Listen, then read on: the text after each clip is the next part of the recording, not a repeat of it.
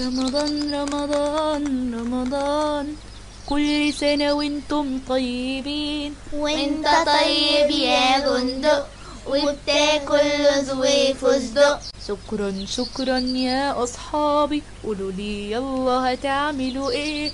احنا هنصوم ونصلي، وهنفطر ونحلي، ونشكر رب العالمين، وهنستناك كل يوم انت وسمير ولوزة، وكمان الجدة نوسة. وما تنسوش الفزورة. طبعا طبعا هندور ونفكر ونحل كل الفوازير، ونشوف مين اللي هيوصل لآخر الشهر ويصبر، ويبقى من الصايمين.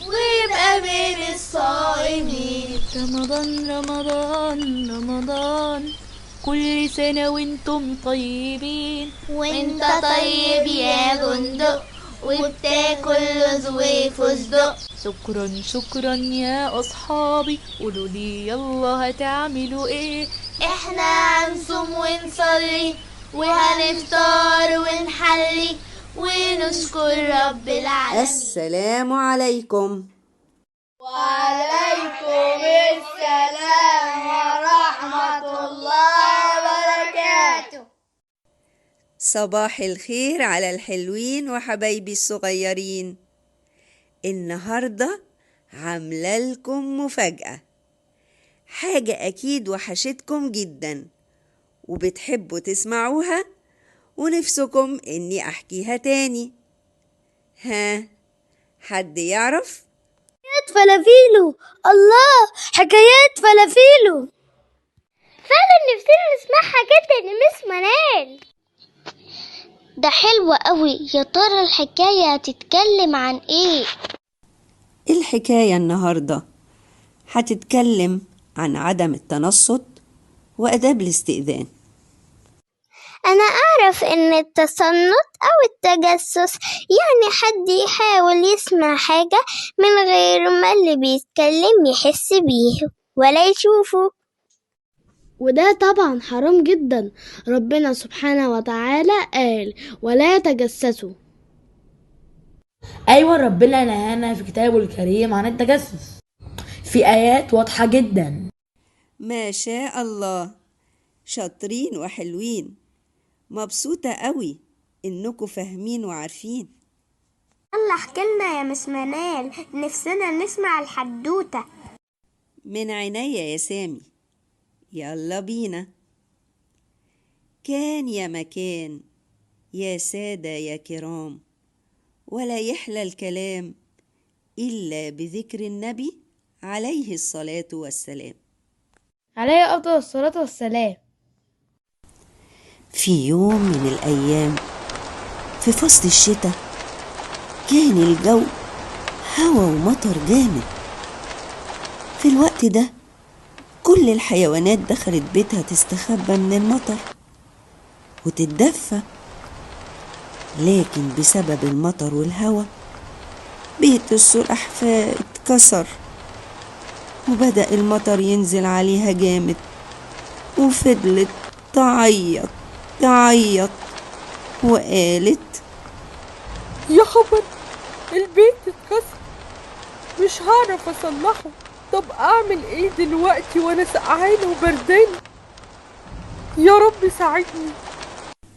وقف المطر وطلعت الشمس بعدها، وبدأ كل الحيوانات تخرج من بيوتها وتشوف أصحابها لو في حد محتاج للمساعدة. ايه اللي حصل لبيتك يا سلحفة؟ ايه اللي حصل ده؟ بسبب الهوا والمطر البيت اتكسر، وانا للأسف مش هعرف اصلحه خالص خالص. ما تزعليش يا سلحفة، وبإذن الله هنحاول نساعدك. ما تزعليش أبدا أبدا. فلافيلو أرنوبي اتجمعوا في البيت عند فلافيلو وقعدوا يفكروا ويفكروا، وبعدين فلافيلو قال: لا يا أرنوبي، احنا لازم نساعد السلحفة، لأن السلحفة مش هتقدر تصلح بيتها خالص. احنا لازم نساعدها. دي فكرة كويسة أوي يا فلافيلو، وكمان اللي بيساعد حد ربنا بيساعده. ايه رأيك نعمل لها مفاجأة؟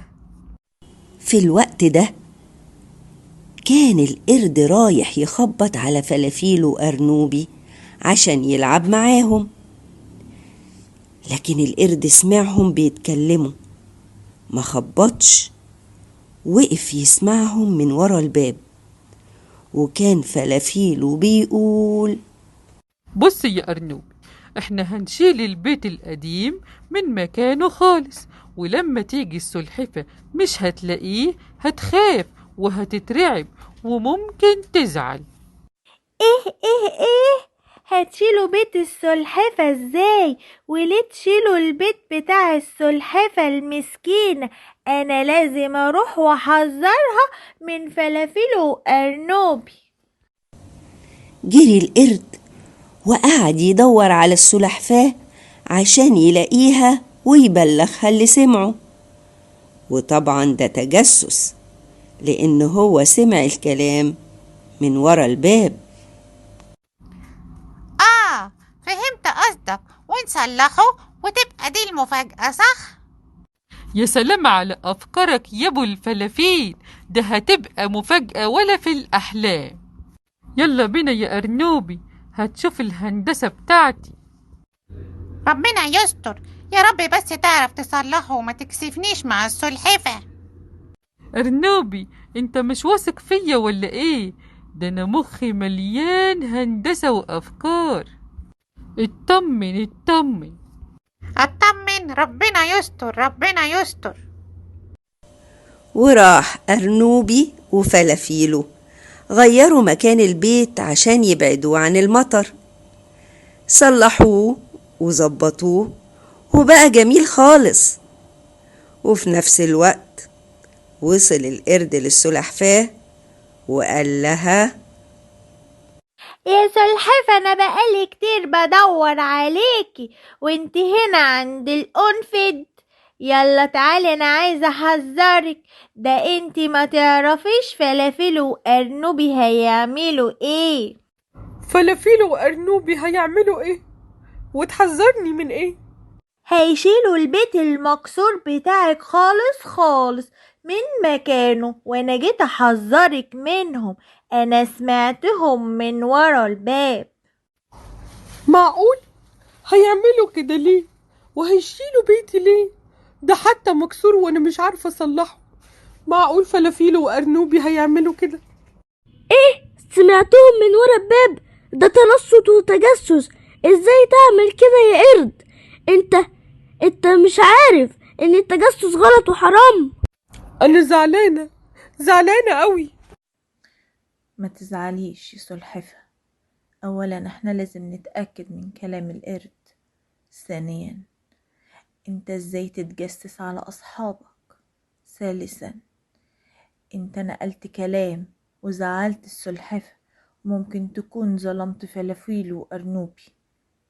يلا بينا نشوف. واتحركوا كلهم على بيت السلحفاة يشوفوا ايه اللي حصل. ايه ده؟ بيتي راح فين؟ بيتي كان هنا. ليه كده يا فلافيل؟ وليه كده يا أرنوبي؟ ليه تأذوني ليه وتشيلوا بيتي؟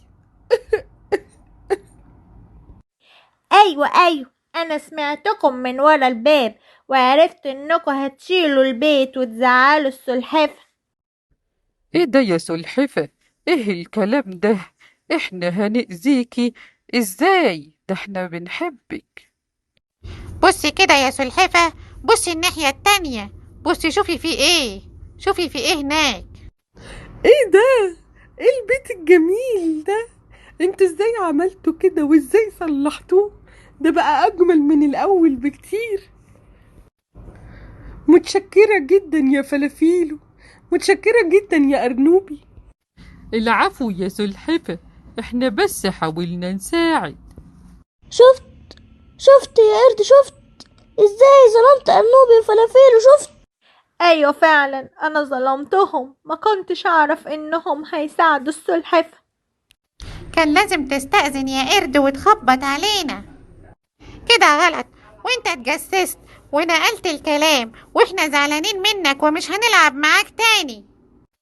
عيب قوي لما تتجسس على أصحابك. وعشان تبطل الحكاية دي، تخيل إن ودانك هتكبر وتبقى قد ودان الفيل، وهتبقى قرد بس بودان فيل، وودانك هتكبر وتبقى قد كده. وداني هتكبر؟ لا لا لا، يا خبر، ازاي؟ انا جسمي صغير مش زي جسم الفيل. لا لا لا، انا اسف، انا بعد كده هخبط وهستأذن بالدخول وما عدتش هتجسس تاني. يا ريت تتعلم من الدرس ده وتعرف غلطتك وما تكررهاش تاني ابدا. انت عملت زي اللي بيسرق حاجة مش من حقه، انت كمان سمعت كلام مش من حقك تسمعه، وكمان نقلته وزعلت السلحفة وزعلت أصحابك. وافتكر دايما ان ربنا قال ولا تجسسوا. وتوتة توتة خلصت الحدوتة. ها، حلوة ولا ملتوتة؟ دي جميلة قوي يا مس منال، وبإذن الله هنحكيها لإخواتنا وصحابنا عشان هما كمان يستفيدوا. جزاك الله خيرا يا مس منال، حلوة قوي الحدوتة. يلا كل واحد يقولي اتعلم ايه من الحدوتة. أولا، اللي محتاج مساعدة يحاول نساعده. اعمل الخير تلاقي الخير. بلاش نقول أي كلام غير لما نتأكد، عشان ممكن نظلم حد بسبب الشك أو الظن، زي ما القرد ظلم أرنوبي وفلافيله. وأهم حاجة لا للتجسس لأنه حرام. أيوة، لازم دايما نستأذن للدخول ونخبط على الباب ونستنى لما نسمع إذن بالدخول وبعد كده ندخل. أني موقف القنفذ لما واجه القرد بغلطه لما اتجسس على أصحابه ونقل الكلام. اسمعوا كده الآية دي. بسم الله الرحمن الرحيم. يا أيها الذين آمنوا اجتنبوا كثيرا من الظن إن بعض الظن إثم ولا تجسسوا ولا يغتب بعضكم بعضا. صدق الله العظيم. شايفين يا ولاد؟ القرآن بيتكلم عن كل أمور حياتنا.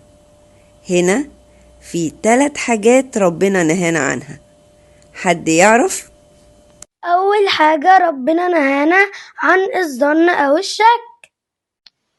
تاني حاجة ربنا نهانا عن التجسس والتنصت.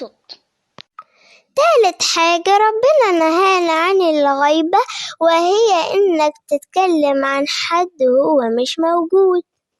شكرا يا مس منال، بحدوتة بسيطة عرفنا حاجات مش هننساها بإذن الله، وعرفنا آداب الاستئذان.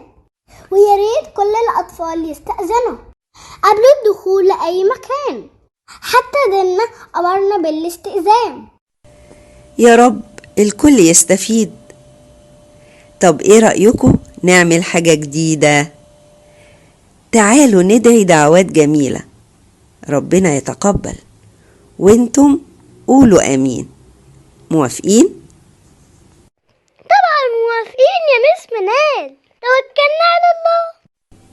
اللهم قربنا إليك وردنا إليك ردا جميلا يا أرحم الراحمين. آمين.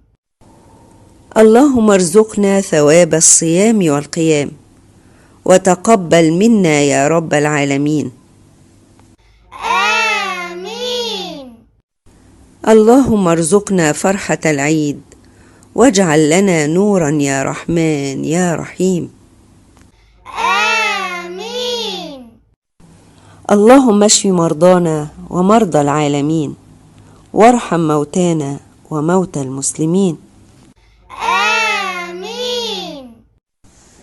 اللهم ارزقنا الجنة واجعلنا من أهل القرآن، وثبت قلوبنا على دينك يا سميع يا عليم.